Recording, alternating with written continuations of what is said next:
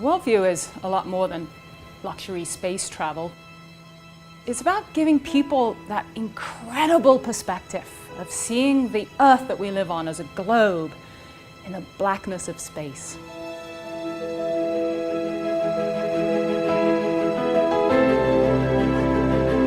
Our voyages will look out this enormous window at the spectacular view of our planet, the curvature of the Earth, that thin blue line against the backdrop of this beautiful starscape, the blackness of space that really only astronauts have seen until now. And now, we get to go.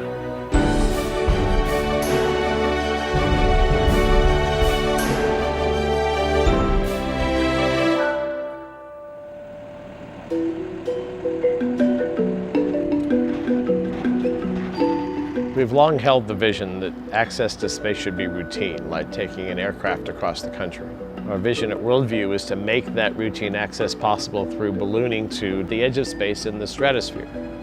We began working on Worldview in 2011, and we tested components of the system at smaller scale leading up till now. But this was the first time that we'd sewn all of the different parts of a full flight together.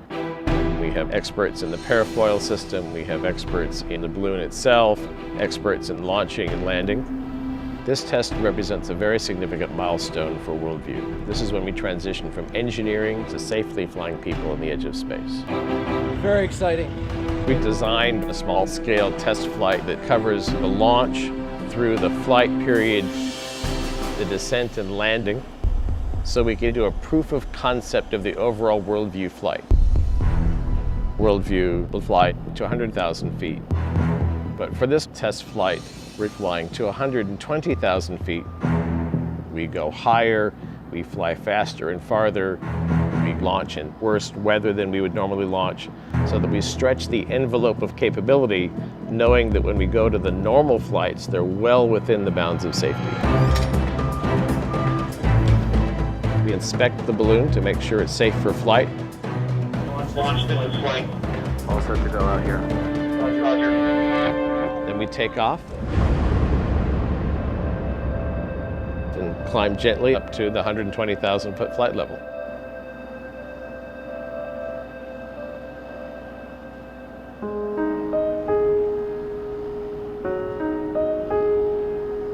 The elegant and safe thing about balloons is there's so little energy involved.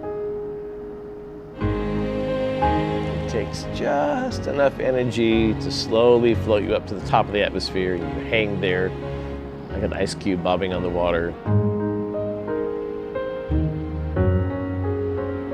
My dream for Worldview is that people have the experience of a lifetime and really firsthand, viscerally get that we live on a planet suspended in space,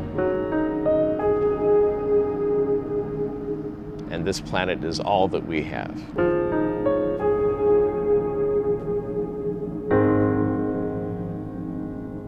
We'll descend down slowly. We then release the parafoil and fly from about 50,000 feet down to the ground.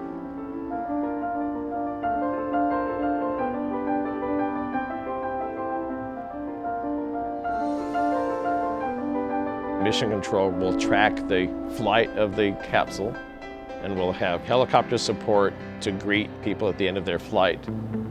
Good job. We are just thrilled with the results and the success of this test flight. We got data at every part of the flight, from how the balloon behaves during launch, how it would cruise in the upper atmosphere. We smashed records for altitude flight with the parafoil system. This amazingly successful test flight represents that we're on the right track to sending people to space. We really want to give people the most transformational, accessible, comfortable spaceflight experience in the world. That's what Worldview's all about.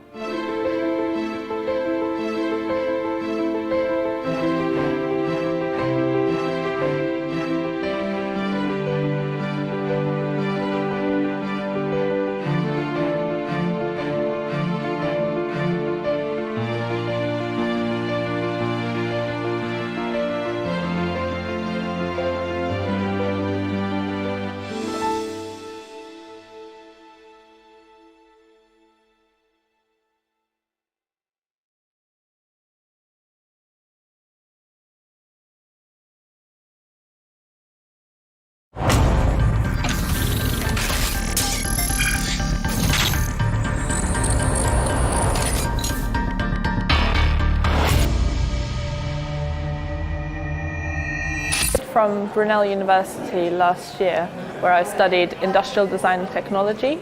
And as part of that, my dissertation project was designing this bump mark solution that I applied for a patent for. I realised that there was no way for visually impaired people to access expiry information on their food. And when I began thinking about this problem, I realised that I couldn't just be developing a solution just for blind people, because the business world means that if an idea isn't going to affect the majority, it probably won't be implemented. So I need to add added value for the sighted population as well. I realised that food waste is also a huge issue, and this is partly due to the poor information on our products, because it's not very accurate, and the printer date can't really adapt to what's happening to the package. So I came up with Bump Mark. It's this expiry label right here, and it's a bioreactive label, which means it's going to update itself and react to the environment around it, just like food does. So all you have to do is run your finger across the label, and if it feels smooth, it means that your food is fine. And if you start to feel bumps, it means that that food is no longer safe to eat and you should throw it in the bin. We're currently looking at starting laboratory testing soon. Last year, I won the UK James Dyson Award, which was a great honour, seeing as he was always one of my design heroes. In the future, in terms of my patent, when that finally comes through, I can hopefully license this to supermarkets and manufacturers who want to make use of this knowledge and apply this to their products. My advice to anyone at university with a good idea is don't disclose it, don't tell anybody. And the other important thing is to actually check if there's a market need for it and if it's commercially viable, because you might have the best idea in the world, but if no one wants to buy it, then you'd be wasting quite a lot of energy and effort and more importantly, money. But if you do and are convinced that it's a good idea and people are going to want to buy it, submit your application to the Intellectual Property Office as soon as you can.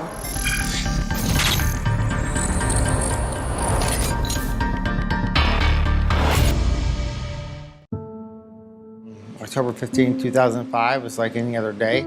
We were doing our patrol. We called to a possible mortar landing, but it just happened to be an ambush. So we pull up, nothing's there. When we go to exit the location, a bomb exploded under my truck. What happened was shrapnel came through the vehicle and severed my arm, which is hanging on by tendons. It broke my jaw in 7 spots, and I have a mild traumatic brain injury. Well, I've lost my arm 15 years ago today. My oldest child is 13 years old. My youngest child is 10 years old. So I've never felt their hand with my right arm. I've never felt the touch or what it's like when they grab my hand. I don't know that.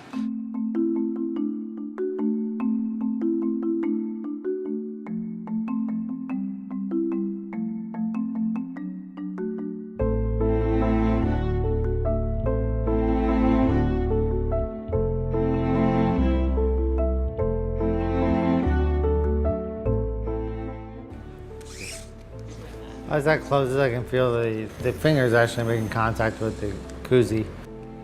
I think virtual reality is a really important emerging area of technology, but currently we're just using our eyes and our ears primarily as the basis for those experiences. And we've completely sort of overlooked, in a sense, the body's largest organ, the skin, and the sense of touch, which really, I think, provides the most profound, deepest emotional connections between people.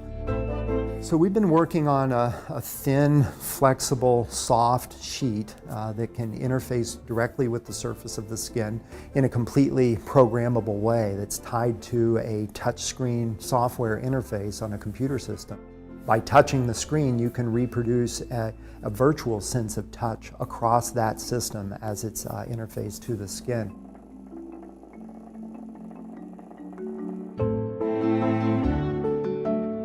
It's completely battery-free.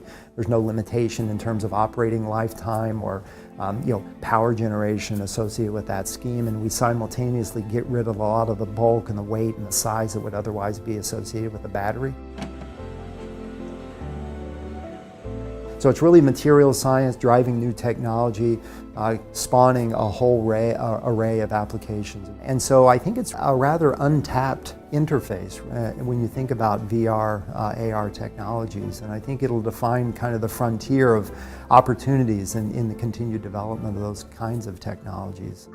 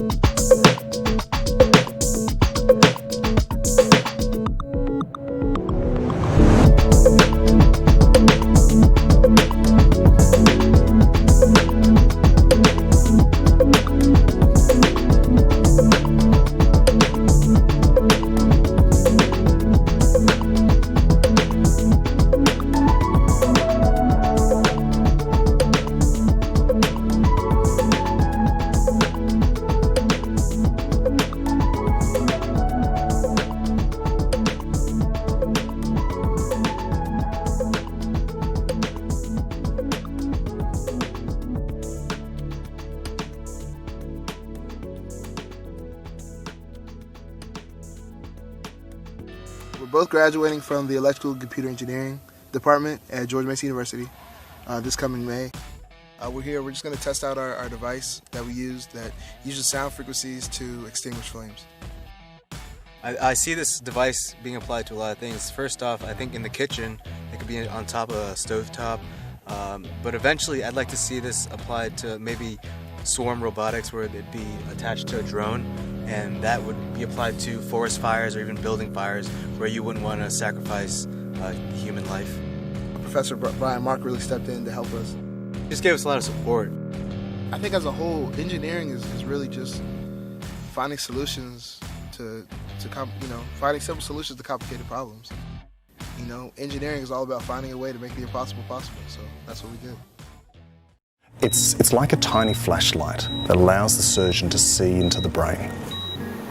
The problem is, when you put a biopsy needle in someone's brain, if you hit a blood vessel, you can kill them. We've managed to make a tiny camera and fit it inside a brain biopsy needle. It's the size of a human hair and allows the surgeons to see blood vessels before they get damaged. And what's really exciting is the computer smarts behind that, so the computer can recognize the blood vessel and help the surgeon see. We've taken this all the way from an idea and into neurosurgery. This is the first time in the world this has been taken into humans. What's exciting, I think, is to be part of a bigger revolution in neurosurgery that can lead to more precise surgery. So to be able to have instruments that you can operate with that enable you to look ahead and to update your plan is really important. FEAR is a mobility device for visually impaired people. Essentially, the best way to describe it is a guide dog in a machine. In order to use FEAR, the person simply says, "Hey FEAR, take me to, for example, Cabot Circus." From this voice command, FEAR will then program a route much like a car's GPS system. But instead of telling someone to turn left or turn right at the right time, FEAR leads the users around corners and past obstacles. This is done through a unique force feedback system, and the best way to describe it is it essentially feels like holding a guide dog's brace or a friend's hand or elbow. And that's the key thing, making walking more automatic, making people think less about what they're doing, so they can concentrate more on the better things, such as where they're going to go in the end. I mean, they could be going shopping, they could be going to see friends. So it'd be nice to not think about actually walking and think about, where they're actually going. I really do hope that FEAR at least becomes an inspiration for people to develop more innovative solutions, for blind people to enjoy a greater sense of freedom and mobility that is only previously available through guide dogs. The main intention was never to replace guide dogs, but instead to provide an alternative ways or means of giving enhanced mobility options to visually impaired people. So for example, people who live in high-rise blocks, people who, for example, can't afford dogs depending on where they live and they're on the charities, this device is aimed for them. And at about 10% of the cost of a guide dog, it aims to be a more affordable solution for people who can't get their hands on them.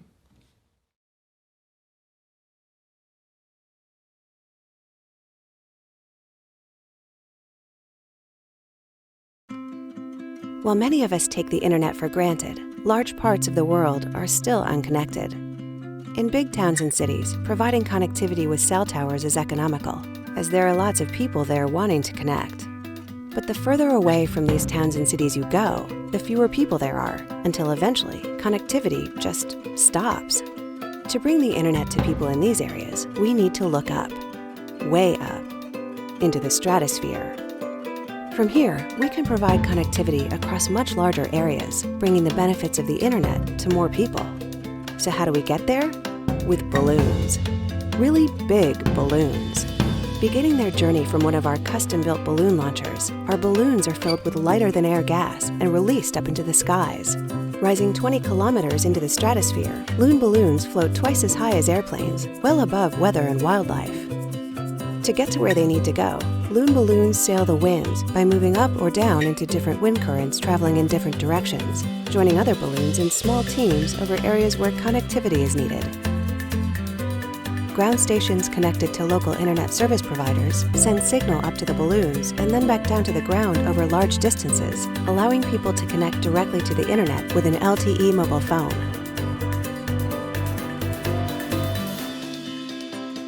When it is eventually time for our balloons to come down, we navigate them to remote areas and work with local air traffic control to manage their slow descent down to Earth, where they're collected by our recovery teams.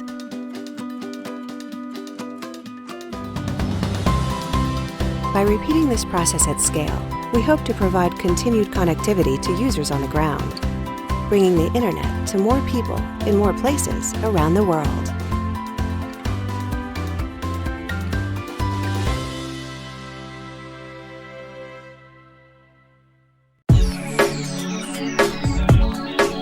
Researchers in Colorado have developed a living concrete of sorts by combining sand and bacteria. The technology for creating concrete and cement has been pretty much, well, set for over 100 years. Eureka Alert says that making cement is responsible for 6% of the world's CO2 emissions, and when it cures into concrete, it releases even more emissions. This led researchers at the University of Colorado to find a greener way to make the second most consumed material on Earth after water. In a study published in the journal Matter, the group made a scaffold out of sand and hydrogel. The added bacteria, with nutrients and moisture provided by the hydrogel, was able to proliferate and mineralize, similar to how seashells are formed. This resulted in a formation with similar strength to cement. Unlike cement, though, researchers said they were able to cut the brick in half, and after adding some extra sand and hydrogel, the bacteria would grow, resulting in 2 bricks. In the study, a parent brick was able to reproduce up to 8 bricks after 3 generations.